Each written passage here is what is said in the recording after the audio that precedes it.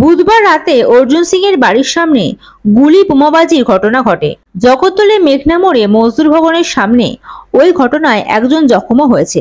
তৃণমূলের দাবি জখম হওয়া যুবক তাদের দলের কর্মী। এছাড়াও তৃণমূল আরো দাবি করে অর্জুনই তৃণমূল কর্মীদের লক্ষ্য করে গুলি চালিয়েছেন। ওই ঘটনার তদন্তে নেমে বৃহস্পতিবার সকাল 10টা নাগাদ অর্জুনকে তলব করেন জগদ্দল থানার পুলিশ, কিন্তু থানায় হাজিরা দেননি বিজেপি নেতা। এরপরেই বৃহস্পতিবার বিকেলে তার বাড়িতে যান জগদ্দল থানার ওসি মধুসূদন মণ্ডল। এই ঘটনা নিয়ে অর্জুন সিং ঠিক কি বললেন শুনে নেব। পুলিশের সামনে যে গুলি চালাচ্ছে প্রকাশ্যে ঘোষপাড়া রোডে, অত চওড়া রোডের উপরে, মেঘনা গেটের সামনে 3টে ক্যামেরা, শিব মন্দির গলির কাছে 4টে ক্যামেরা, লাইন দিয়ে ক্যামেরা আছে, পুলিশের ক্যামেরা আছে, সেইখানে গুলি চলছে। আর পুলিশকে আমি নিজে বলছি কি গুলি চালাচ্ছে আপনারা দেখতে পাচ্ছেন না? তারপরে বাড়িতে এসেছি, বাড়িতে আসার পরে বসেছি, তখন বম চলেছে আমার এক বাড়িতে। তারপরে পুলিশ আমাকে নোটিশ পাঠাচ্ছে কি ভোর 10টার সময় আমার কাছে হাজিরা দিতে হবে। সকাল 10টা নোটিশটা পাঠিয়েছে, ভোর 4টের সময় নোটিশ পাঠিয়েছে, ভোর 4টের সময়। আমাকে 10টার সময় আমি কি উঠাই গিয়ে আছি? যখন ও ডাকবে তখন আমাকে যেতে হবে। এই দলদাস পুলিশ লজ্জা হয় না? এদের হিম্মত থাকলে আমি আবার চ্যালেঞ্জ করছি, কোর্টে এটা নিয়ে চ্যালেঞ্জ করব।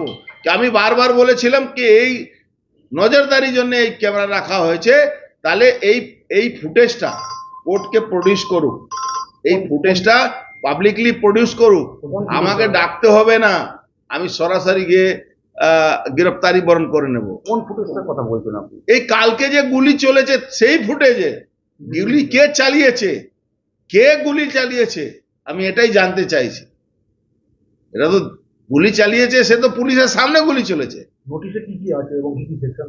সেকশন তো কিছু বাকি নেই, সেকশন কিছু বাকি নেই, শুধু এক্সপ্লোসিভ সেকশন নেই।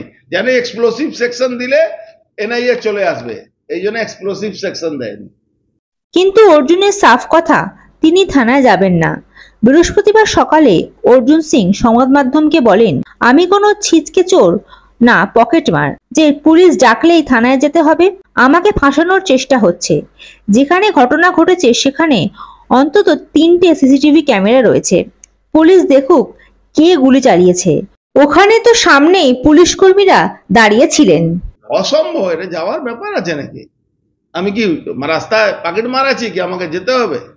এ ডাকলেই পুলিশের সামনেই তো বোমাবাজি হচ্ছিল, পুলিশের সামনেই তো বোমাবাজি হচ্ছে, পুলিশের সামনে দোকান ভাঙচুর হয়েছে, বিজেপি কর্মীগুলোকে দোকান ভাঙচুর করেছে।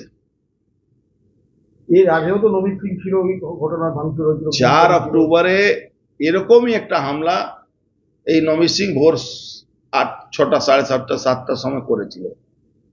তখন প্রকাশ্যে ওপেন পিস্তল নিয়ে গুলি, এটা সিসিটিভি ফুটেজ এসেছিল। তারপরে এই নির্লজ্জ পুলিশ, এরা ল অ্যান্ড অর্ডার নয়, এরা জেনে শুনে এলাকাকে ডিস্টার্ব করে এখানে অশান্তি করানোর চেষ্টা করছে। Bureau report, ND Bangla news. সবার আগে সব খবর, সঠিক খবর পেতে ফেসবুক পেজটি ফলো করে এবং ইউটিউব চ্যানেলটি সাবস্ক্রাইব করে রাখুন আর শেয়ার করতে ভুলবেন না।